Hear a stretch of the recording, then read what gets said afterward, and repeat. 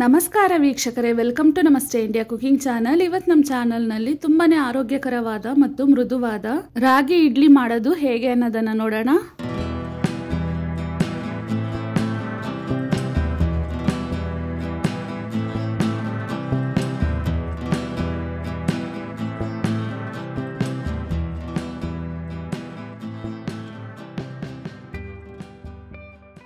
ಒಂದೂವರೆ ಕಪ್ಪಷ್ಟು ರಾಗಿ ಕಾಳನ್ನ ತಗೊಂಡಿದ್ದೀನಿ. ಮೆಜರಿಂಗ್ ಕಪ್ ಇಲ್ಲ ಅಂದ್ರೂ ಯಾವುದಾದ್ರೂ ಒಂದು ಕಪ್ ಅಥವಾ ಲೋಟದಲ್ಲಿ ಅಳತೆ ಮಾಡ್ಕೊಬಹುದು. ರಾಗಿ ಜೊತೆಗೇನೆ ಅರ್ಧ ಕಪ್ ಇಡ್ಲಿ ಅಕ್ಕಿಯನ್ನ ಹಾಕ್ತಾ ಇದ್ದೀನಿ. ಅರ್ಧ ಕಪ್ ಉದ್ದಿನ ಕಾಳನ್ನ ಸಪರೇಟ್ ಆಗಿ ನೆನೆಸ್ತಾ ಇದ್ದೀನಿ. ರಾಗಿ ಮತ್ತು ಅಕ್ಕಿಯಲ್ಲಿ ನೀರನ್ನ ಹಾಕಿ 5 ರಿಂದ 6 ಬಾರಿ ಚೆನ್ನಾಗಿ ತೊಳಿಬೇಕು. ಅದೇ ರೀತಿ ಉದ್ದಿನ ಕಾಳಲ್ಲೂ ಸಹ ನೀರನ್ನ ಹಾಕಿ 3 ರಿಂದ 4 ಬಾರಿ ತೊಳಿಬೇಕು.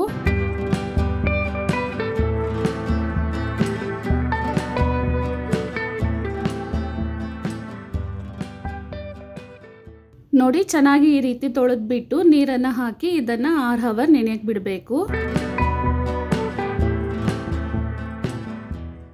1/4 ಕಪ್ ಅಷ್ಟು ದಪ್ಪ ಅವಲಕ್ಕಿಯನ್ನ ತಗೊಂಡಿದ್ದೀನಿ.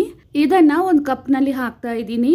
ರಾಗಿ ರುಬ್ಬಕ್ಕಿನ್ನ 15 ನಿಮಿಷದ ಮುಂಚೆ ಇದನ್ನ 2 ಬಾರಿ ತೊಳೆದು ನೆನೆಸಿಟ್ರೆ ಸಾಕು. ರಾಗಿ ಮತ್ತು ಉದ್ದಿನ ಕಾಳನ್ನ ನೆನೆಸಿ 6 ಅವರ್ ಆಗಿದೆ. ಮತ್ತೆ ಇವುಗಳನ್ನ 2 ಬಾರಿ ತೊಳೆದು ಇದರಲ್ಲಿರುವ ನೀರನ್ನೆಲ್ಲ ಚೆಲ್ಬಿಡ್ಬೇಕು.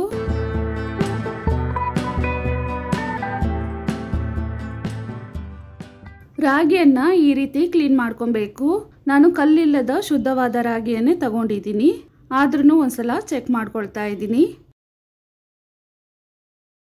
ಈ ರೀತಿ ಮಾಡಿದಾಗ ಕಲ್ಲೇನಾದ್ರೂ ಇದ್ರೆ ತಳದಲ್ಲಿ ಹಾಗೆ ಉಳ್ಕೊಳ್ಳುತ್ತೆ. ಇದರಲ್ಲಿ ಕಲ್ಲೇನು ಇಲ್ಲ, ಶುದ್ಧವಾಗಿನೇ ಇದೆ. ಇದರಲ್ಲಿ ನೆನೆಸಿರುವ ಅವಲಕ್ಕಿಯನ್ನ ಹಾಕಿ ಮತ್ತೆ ಒಂದ್ಸಲ ತೊಳಿತಾ ಇದ್ದೀನಿ. ಮಿಕ್ಸಿ ಜಾರ್ನಲ್ಲಿ ಉದ್ದಿನ ಕಾಳನ್ನ ಹಾಕ್ತಾ ಇದ್ದೀನಿ. ರುಬ್ಬೋದಿಕ್ಕೆ ಫ್ರಿಜ್ ನಲ್ಲಿ ಇಟ್ಟಿದ್ದ ತಣ್ಣೀರನ್ನ ಬಳಸ್ತಾ ಇದ್ದೀನಿ. ಈ ರೀತಿ ರುಬ್ಬೋದ್ರಿಂದ ಹಿಟ್ಟು ಬಿಸಿ ಆಗೋದಿಲ್ಲ, ಹಿಟ್ಟು ಚೆನ್ನಾಗಿ ಹುದುಗಿ ಬರುತ್ತೆ. ಈನೋ ಆಗ್ಲಿ ಅಡುಗೆ ಸೋಡಾ ಆಗ್ಲಿ ಹಾಕೋ ಅವಶ್ಯಕತೆ ಇರೋದಿಲ್ಲ. ಉದ್ದಿನ ಕಾಳನ್ನ ಈ ರೀತಿ ನುಣ್ಣಕ್ಕೆ ರುಬ್ಕೊಬೇಕು. ಇದೇ ಮಿಕ್ಸಿ ಜಾರ್ನಲ್ಲಿ ನೆನೆಸಿಟ್ಟಿದ್ದ ರಾಗಿ ಮಿಶ್ರಣವನ್ನ ಹಾಕ್ತಾ ಇದ್ದೀನಿ. ಇದನ್ನ ರುಬ್ಬೋದಿಕ್ಕೂ ಫ್ರಿಜ್ ನೀರನ್ನ ಬಳಸ್ತಾ ಇದ್ದೀನಿ. ಆದಷ್ಟು ನುಣ್ಣಕ್ಕೆ ರುಬ್ಕೊಬೇಕು. ಸ್ವಲ್ಪ ಅದರ ಸಿಪ್ಪೆ ತರಿತರಿಯಾಗಿನೇ ಇರತ್ತೆ, ಪರವಾಗಿಲ್ಲ. ರುಬ್ಬಿರುವ ರಾಗಿಯ ಮಿಶ್ರಣವನ್ನ ಉದ್ದಿನ ಕಾಳು ರುಬ್ಬಿರುವ ಪಾತ್ರೆಯಲ್ಲಿನೇ ಹಾಕ್ತಾ ಇದ್ದೀನಿ.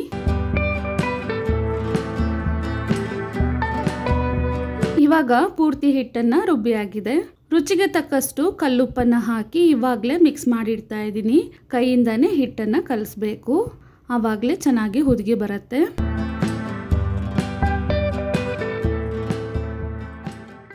ಈ ರೀತಿ ಮಿಕ್ಸ್ ಮಾಡಾದ್ಮೇಲೆ ಇದನ್ನ 10 ರಿಂದ 12 ಅವರ್ವರೆಗೂ ಫರ್ಮೆಂಟ್ ಆಗಕ್ಕೆ ಬಿಡಬೇಕು.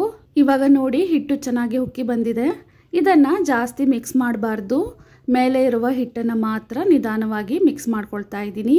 ಒಂದ್ ವೇಳೆ 10 ರಿಂದ 12 ಅವರ್ಗಿಂತ ಮುಂಚೆ ಹಿಟ್ಟು ಉಕ್ಕಿ ಬಂದ್ರೆ ಅದನ್ನ ತೆಗೆದು ಫ್ರಿಜ್ ಅಲ್ಲಿ ಇಡಬೇಕು. ಇಲ್ಲ ಅಂದ್ರೆ ಇಡ್ಲಿ ಹುಳಿ ಆಗ್ಬಿಡತ್ತೆ. ಹಿಟ್ಟು ಈ ರೀತಿ ಚೆನ್ನಾಗಿ ಹುದುಗಿರೋದ್ರಿಂದ ಇದಕ್ಕೆ ಈನೋ ಆಗ್ಲಿ ಅಡಿಗೆ ಸೋಡಾ ಆಗ್ಲಿ ಹಾಕೋ ಅವಶ್ಯಕತೆ ಇರೋದಿಲ್ಲ. ಹಿಟ್ಟನ್ನ ಹಾಗೆ ತೆಗೆದು ಮೊದಲೇ ಬಿಸಿ ಮಾಡಿರುವ ಇಡ್ಲಿ ಪಾತ್ರೆಯ ತಟ್ಟೆಯಲ್ಲಿ ಹಾಕೊಳ್ತಾ ಇದ್ದೀನಿ.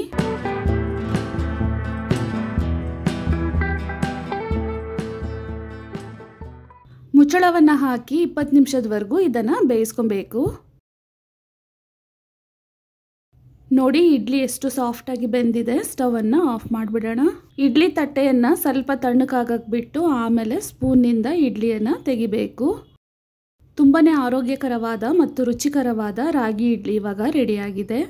ಇದನ್ನ ತೆಂಗಿನಕಾಯಿ ಚಟ್ನಿ, ಟೊಮೆಟೊ ಚಟ್ನಿ, ಸಾಂಬಾರ್ ಅಥವಾ ಕುರ್ಮಾ ಜೊತೆಗೆ ತಿನ್ಬಹುದು. ತುಂಬಾನೇ ರುಚಿಯಾಗಿರುತ್ತೆ.